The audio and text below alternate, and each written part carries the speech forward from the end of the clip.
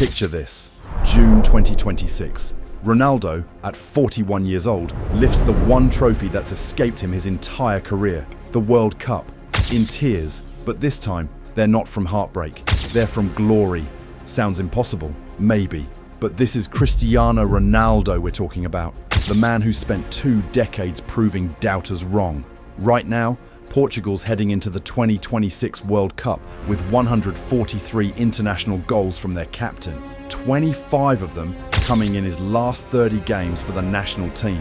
At 41, he's still scoring for fun at Al-Nassr, and Roberto Martinez just confirmed he's taking Ronaldo to North America. This isn't some retirement tour. This is one last shot at immortality. So what actually happens if the impossible becomes reality? Let's get real about where Ronaldo stands heading into 2026. He'll be 41 years old when Portugal kicks off their campaign. To put that in perspective, only 7 players in World Cup history have played at 41 or older. But here's the difference. Ronaldo isn't just showing up for a participation trophy. He's got 25 goals in his last 30 games for Portugal. That's the kind of form that wins tournaments. Portugal's been drawn into Group K alongside Uzbekistan, Colombia, and a playoff winner. Not the easiest group, but definitely winnable. They just won the 2025 Nations League, which bought both Ronaldo and Martinez some serious breathing room after a disappointing quarter-final exit in Euro 2024. Remember when everyone wanted them both gone? Yeah, that noise has quieted down significantly. Martinez has been crystal clear though. Nobody's place is guaranteed. He's planning to rotate his strikers, which includes Gonçalo Ramos, the guy who replaced Ronaldo at the 2022 World Cup when Portugal demolished Switzerland 6-1. But here's the thing. Martinez also said Ronaldo earns his call-ups based on current performance, not past glory. And right now, Ronaldo's delivering. The stats back it up. He's the all-time leading scorer in men's international football with 143 goals in 226 appearances. He's already scored in 5 different World Cups, a record nobody else holds. 1 more goal in 2026 would make that 6 tournaments. That's insane longevity. He could also become the first player to appear in 6 World Cups, though Messi would match that if Argentina makes it far enough. But winning it, that's different.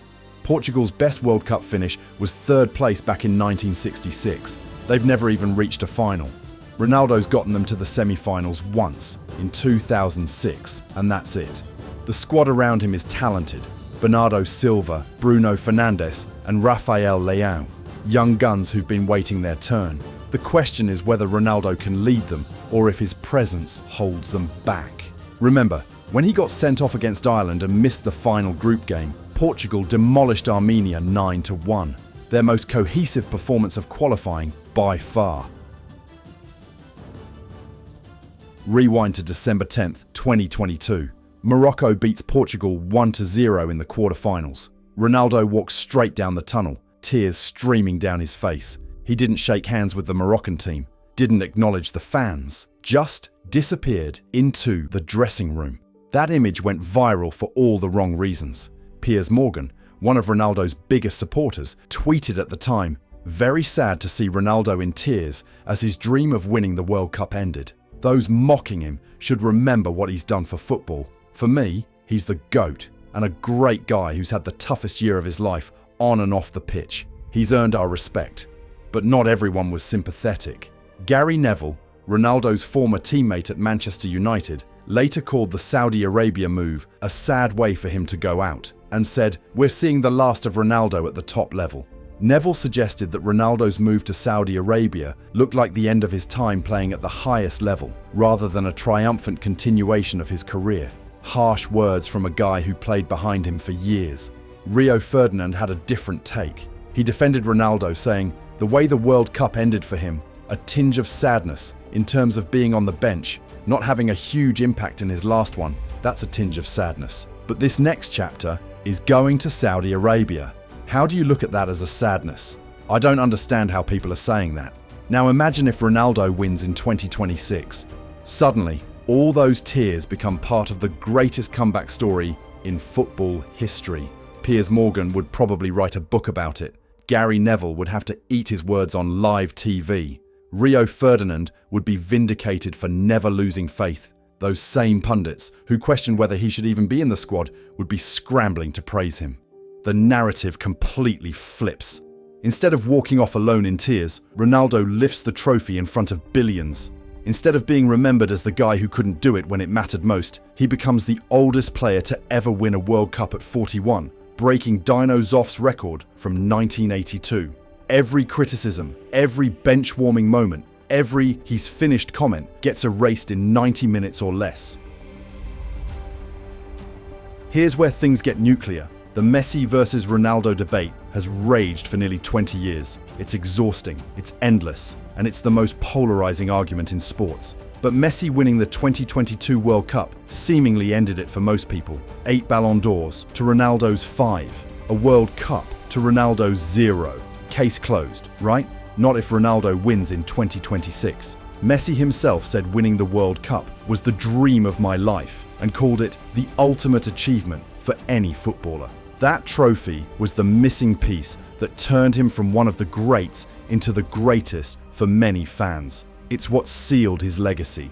But Ronaldo's always pushed back on this narrative. In a recent interview, he said, "How many World Cups did Argentina win before Messi? 2 times. This is normal. These countries are used to winning big competitions." He pointed out that Portugal had won 0 titles before him and now has 3. Euro 2016 and 2 Nations League trophies. His argument, he built Portugal into winners from scratch. He even said, "Is Messi better than me? I disagree. I don't want to be humble." That's pure Ronaldo. No backing down, no pretending to be modest. And when asked if winning the World Cup would define him, he replied, "Define what? To define if I'm one of the best in history, to win one competition of 6 games, 7 games. You think it's fair?" But let's be honest. If Ronaldo wins the 2026 World Cup, that argument dies.